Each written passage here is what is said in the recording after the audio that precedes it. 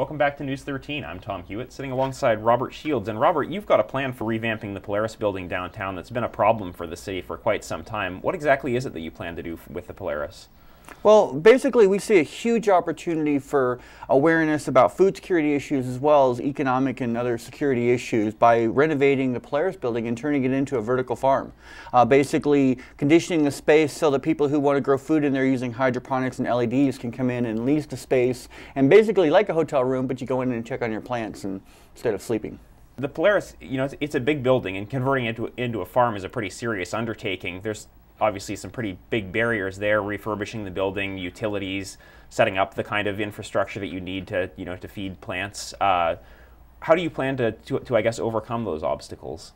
Well, essentially, we're doing a systematic approach where we go taking it down to concrete, putting on a new roof, but looking to do only cosmetic upgrades. I mean, it is a structural, basically Iron Mountain. And so basically what we're looking at doing is, instead of piping the whole building and stuff, each room will be set up so that you can come in and pump your own system, and you basically roll it in and use the vertical space there to maximize growth potential. So we're looking at doing as little as possible renovations, thus keeping the historical context. And I think that's one of the ways that we can make it a viable space for people to come in and grow food in. And what kind of things would you see folks growing there?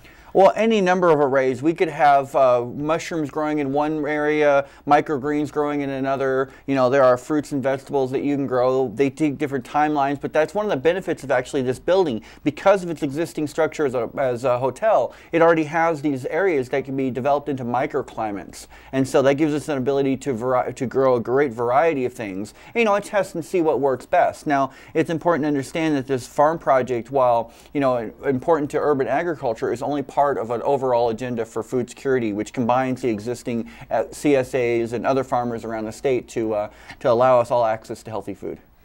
And there obviously would be some pretty high utility costs keeping a building that size warm in the winter, that sort of thing. Are you confident that crop yields could do enough to, I guess, offset those costs, that it would break even, or be able to be viable on its own? Well, obviously this is a challenge that came up early on, and we've identified several factors and ways to address it. First of all, for example, lettuce, it only needs to be like 60 degrees in there. It doesn't need to be 80 or 90 degrees. So and those few degrees really make a difference in the heating bill. The location of the building allows us to hook up to the district heating system. We do have $250,000 in the budget for on-site renewables, a combination of wind, solar, and stuff like that, and that will allow us to feed the LEDs and the pumps and stuff for the water. And I think those are the strategies that we're using to be able to manage the utility cost, and that's part of what we're offering as an incentive for renters, is that we're paying all the utility cost.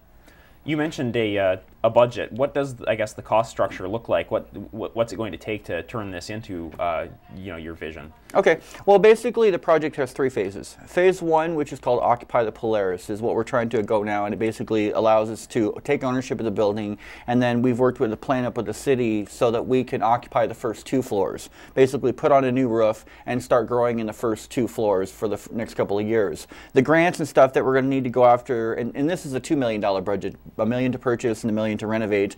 Through tax credits and stuff, though, we actually can kind of wipe off the whole purchase price and almost get the building for free using standard business practices and stuff like that. But the next phase, which is the renovation of the complete building, that's more like the $18 million that they've been talking about for renovation. And we're looking at going after USDA grants, Homeland Security grants, and stuff like that. But they all require a show of community support and a track record. So this first phase actually gives us that ability. And then the third phase, I've set a budget of $80 million. And that was drawn off, one of the inspirations for this building is a very complex living system built in the waterfront of Portland. And it was like $120 million. But they recycle all their water, their air, everything on site. And we're hoping to do something like that as a demonstration of contained advanced life systems, which is what they'll need for off-world colonization and stuff. And so that's why we're setting such a high budget for that third phase. But that is not going to be all farming. It'll be a mixed use of commercial commercial, and we're even talking about possibly doing a, like a micro gym where all the machines are hooked up to DC generators. So as people are exercising, they're generating electricity for the building, and perhaps a nightclub that the dance floor is on springs. So we're trying to get more out of it than just farming and just for food and stuff like that, because there's a lot of ways that we could spend $80 million if food was just the thing. But there's a lot of issues in this world that are going on, and we need to have more people rise to the challenge. And we're doing this Polaris project because we're hoping that it'll serve as an alarm clock to help people wake up and realize that not only are these issues that we need to address now with food security, because we import 98% of our food. We have a 3-day supply at best, and even the food we're buying that they're calling fresh, after a week to a month to get here, is nutrient deficient. So it's like buying the wrapper and having nothing in it as far as nutrient value goes. And so we can address all of those things by building this and other projects around here like that. And right now, developer Mark Marlowe kind of has the reins as far as the lease on the Polaris, and he's got a different vision that he's been articulating to the city council with apartments and office space and that sort of thing. Have you been talking to Marlowe about your plan, and is it something that you're hoping that he will consider, or is this something that you're seeing as kind of a plan for if Marlowe's plan doesn't come through, that the city might say, okay, now try your plan? Well, basically Marlowe owns the building, so he has the reins on what's going on. We have been in regular communication. We do have a purchase agreement that is in place until tomorrow, and then I've got a purchase agreement extension in front of him now, hoping he will, but I don't see any reason that he won't extend it to September, giving us the same timeline. So we're running parallel tracks. So far, in all of our conversation, he's been very agreeable to allowing us to continue our fundraising efforts while he works on his plan, because, as he stated at the city council meeting, his plans are just as much up in the air as ours are. So we just feel that what we're trying to accomplish is going to have more of a positive impact, not only for the building itself, but as repercussion for the entire downtown and Fairbanks economy, because the Polaris is not the only boarded up building in this town. And we need to have more of those in operations to be able to thrive like we can be.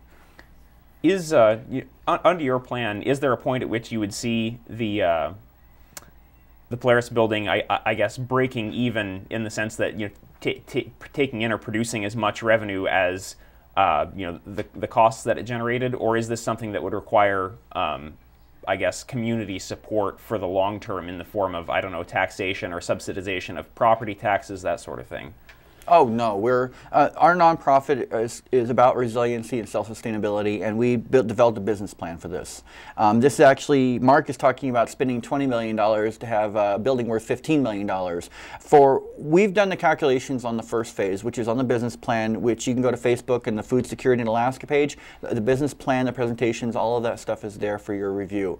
But essentially, what we've done for the first phase is that renting the space out, we're looking at generating $235,000 a year in profit. If you isolate phase 1 by itself, it has an ROI of 12 years. And essentially what we're looking at doing is phase 1 is designed to be self-sustaining as an example of itself. Phase 2 is going to be a bit more challenging because we're trying to overcome the inherent challenges of cleaning up the mess that was left 10 years ago in the Polaris. But we're hoping that we're going to be able to get a lot of that back in the third phase development. In addition, we, in our budget, developed a plan so we can actually start paying taxes again on the property, which is something that hasn't been going on. And so I think that'll be helpful to the city. And the Polaris building is kind of, I mean, it's a derelict building, as you said. There's a lot of work and a lot of probably cost that will be associated with cleaning it up and getting it back into working order.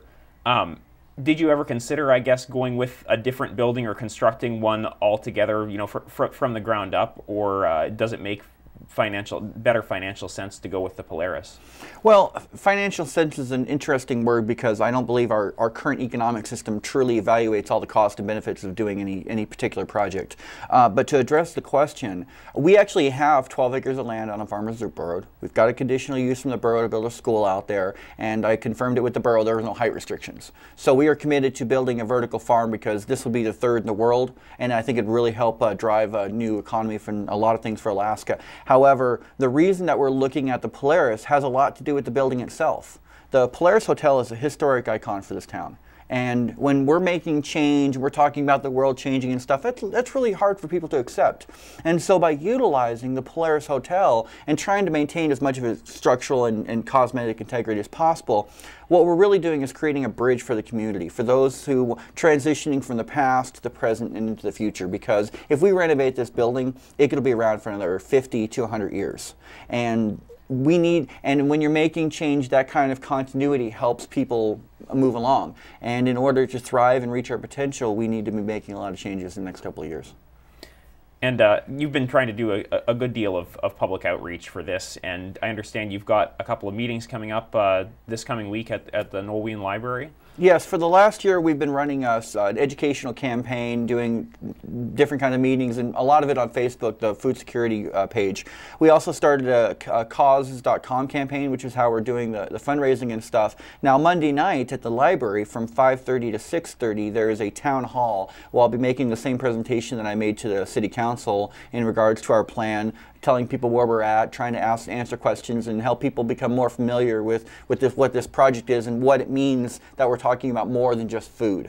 But trying to help people get their minds around the complexities of this opportunity. All right, sounds good. Well, thank you, Robert, for coming in. Thanks, and Tom. yeah, well, I'm sure we'll be talking again. Okay. And for the rest of you, don't go away just yet. We've got Jamie Schwartzwald coming up next with sports.